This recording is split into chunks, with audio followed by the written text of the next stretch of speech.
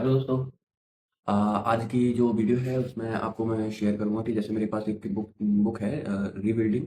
तो उसकी मैंने पहले तो ऑडियो बुक सुनी थी, तो ऑडियो बुक से जो सुन के जो जो मैंने सीखा था उस ऑडियो बुक से वो मैंने नोट किया है। तो मैं आज आपको वही शेयर करूँगा कि उस बुक में से क्या क्या बेहतरीन चीज़ें हैं जो कि आपको या तो बाय करके वो पढ़नी चाहिए या फिर आपको मेरी वीडियो के थ्रू आपको सुननी चाहिए। सुन के एक बार आप अपनी लाइफ में इम्प्रूवमेंट कैसे लाओगे उसको, ये वीडियो कोटेशन के। तो सबसे पहले कोटेशन तो ये लगा था मुझे, मतलब ये रीबिल्डिंग के अंदर कि खुद को मतलब समझना बहुत इंपॉर्टेंट है। खुद को जैसे अपन कभी-कभार ऐसा होता है कि अपन खुद को ही नहीं समझ पाते। अपन दूसरों को ऐसा कुछ चीज़ें सिखाते हैं, लेकिन जब बात खुद की आती है ना तो कहीं न कहीं अपन पीछे हट जाते हैं, क्योंकि अपन खुद ही को ही नहीं समझ पाते, खुद को इतनी इंपॉर्टेंट नहीं दे पाते कि यार अपन अपन भी है। हमेशा दूसरों को ही प्रायोरिटी पे रख पाते हैं। तो मैं सबसे पहले अपने खुद को समझो। खुद को समझना बहुत ज़्यादा इंपॉर्टेंट है कि अपन अपन में क्या पोटेंशियल है, क्या-क्या कर सकते हैं, किस-किस तरीके की अपने अंदर वो होते हैं ना अच्छी क्वालिटी और बुरी कुछ-कुछ कमियाँ हैं। तो दोनों दोनों चीज़ों के बारे में पता होना बहुत ज़रूरी है। और दूसरा जो मेरे को उसमें ये लगा था कि ड्रीम को लिख के रखो कि क्या-क्या आपके मतलब जो भी आपने अपनी लाइफ़ को लेके जो-जो सपने सजाए हैं कि क्या-क्या लाइफ़ के सपने हैं, वो सारे लिख के रखो। क्योंकि अपन जैसे अगर अपने जो लिखे हुए नहीं रहते ना, तो ये होता है कि अपने को चाहिए, लेकिन वो अपने को उस टाइम तो अपने दिमाग में रहता है कि हाँ, मेरी ये ड्रीम है, मेरे को ये चाहिए। लेकिन जैसे ही 2-4 दिन बाद, 5-6 दिन बाद अगर वो सपना इतना आपका स्ट्रॉन्ग नहीं है जिससे कि आपको वो याद रहे, तो वो होता है कि जैसे आप भूल जाते हो सपने को। तो ऐसे उसके अगर लिख के रखोगे ना, तो 2 काम होता है। एक तो अपने को क्या है, दिमाग में थोड़ा-सा हर बार, हर दिन या हर पल आते रहते हैं। तो लिख के रखते हैं ना, तो वो आपको लगता है वो इम्पोर्टेंट हो जाता है। तो फिर वो आप कभी बार देखते हो तो फिर बार-बार आपको वो आपके सामने रहता है ना, वो एक एनर्जी की तरह काम करता है, जिससे कि आप अपने जो लाइफ़ है उसको उस पे ध्यान दे पाते हैं। यार मेरी ये गोल है, मेरे को जल्दी से जल्दी पाना है। कुछ-कुछ ये रहता है कि अगर अपने सामने नहीं रह पाते ना, तो अपने को भूल जाते हैं उस चीज़ों को। और जो नेक्स्ट गोल ये था उसमें कि ज़िंदगी का असली मज़ा लक्ष्य के साथ आता है। बिना लक्ष्य के ज़िंदगी बिना कंपास के जगह से जैसे खुद को नहीं पता कि वो कहाँ जा रही है। मतलब ऐसा है कि जैसे ज़िंदगी का असली मज़ा लक्ष्य के साथ आता है। बिना लक्ष्य के ज़िंदगी का मतलब एक कंपास की तरह है जिसमें खुद को ही नहीं पता। जैसे जहाज अगर बिना कंपास हो तो पता ही नहीं है कि अपन डायरेक्शन किस डायरेक्शन में जा रहे हैं। तो ये होता है कि ज़िंदगी का एक लक्ष्य होता है ना, तो अपने को आइडिया रहता है कि यार अपनी लाइफ़ इस डायरेक्शन में जा रही है और अपने को गोल भी इसी डायरेक्शन में रखे हुए हैं। अपन जाना इधर चाहते हैं, काम इधर के कर रहे हैं, तो फिर वो नहीं हो पाता। और जो अगला कोटेशन है वो है स्पष्ट लक्ष्य से खुशी ज़िंदगी में रहती है। अगर लक्ष्य जो है अगर क्लियर है, तो जो लाइफ है उसमें हैप्पीनेस खूब रहती है। एंड लक्ष्य को मूल्यों से जोड़ो। अ, जो आपने जो टारगेट सेट किया है उसको एक वैल्यू से जोड़ो। इट मीन्स कि जैसे आपने कोई भी छोटा सा है कि जैसे अगर कोई काम आपने टारगेट सेट किया, अगर वो टारगेट अचीव हो जाता है, देन फिर आप अपने आप को कोई रिवॉर्ड दो, ताकि फिर वो आपके जो नेक्स्ट टारगेट है उसके लिए आपको वो उतनी ही एक्साइटमेंट हो कि यार ये जैसे पहले टारगेट कंप्लीट हुआ था, उसके बाद मेरे को ये चीज़ मिली, तो बाकी नेक्स्ट टारगेट के बाद वो चीज़ें वापस अपने आप को दो गिफ्ट में।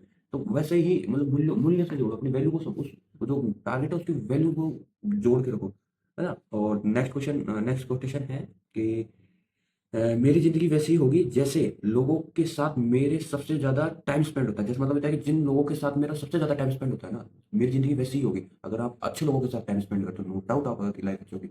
और अगर आप ऐसे ही मतलब इधर-उधर की जो काम करने में ही अगर लाइफ ऐसे वेस्ट करते हो, तो फिर आपकी लाइफ वैसी होगी। क्योंकि मैंने एक कोटेशन पढ़ा था कि अगर आप मतलब होता है कि अगर आप 5 रिच लोगों के साथ हो ना, तो छठे आप हो जाओगे।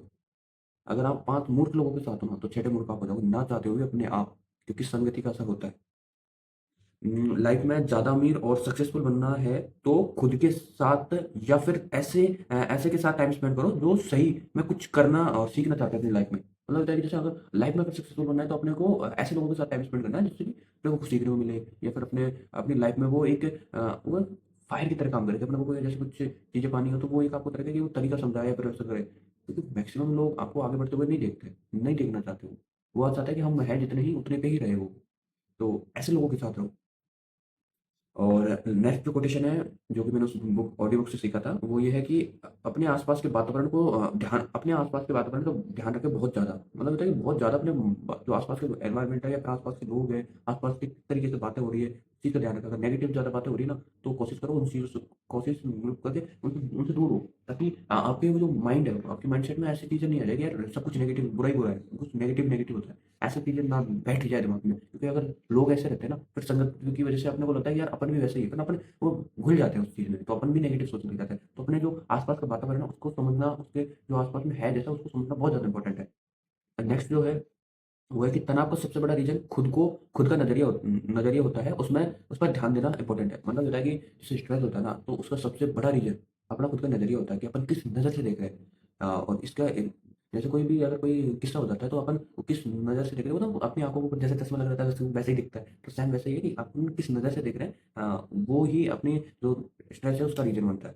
और नेक्स्ट जो है इसमें कि मैंने डायग्राम के थ्रू समझाया था कि इंसान 2 तरह के होता है। इसमें कि एक तो होता है कि अपने अंदर ही कमी निकाल रहा है, दूसरा है कि ग्रेटिट्यूड वाला कि हाँ, भगवान ने जो दिया है वो बहुत बढ़िया दिया है। और इसमें भी मतलब होता है कि जितना थैंकफुल हो ग्रेटिट्यूड वाला माइंडसेट में कि तो वो वही उतना सही रहता है। जैसे कि नेगेटिव माइंड कहते हैं कि लाइफ में बस प्रॉब्लम ही प्रॉब्लम है, कुछ भी ठीक नहीं है।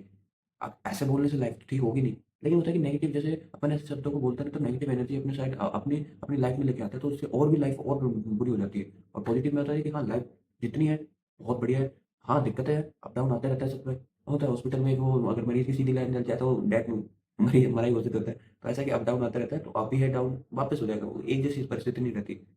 और मॉर्निंग वाले में ऐसा एटीट्यूड रखते हैं ना, तो फिर क्या लाइफ में भी वैसी टाइप की एनर्जी रहती है, तो फिर अपने माइंड भी स्ट्रांग होता जाता है धीरे-धीरे कि हाँ, ऐसे-ऐसे प्रॉब्लम से लड़ने के लिए।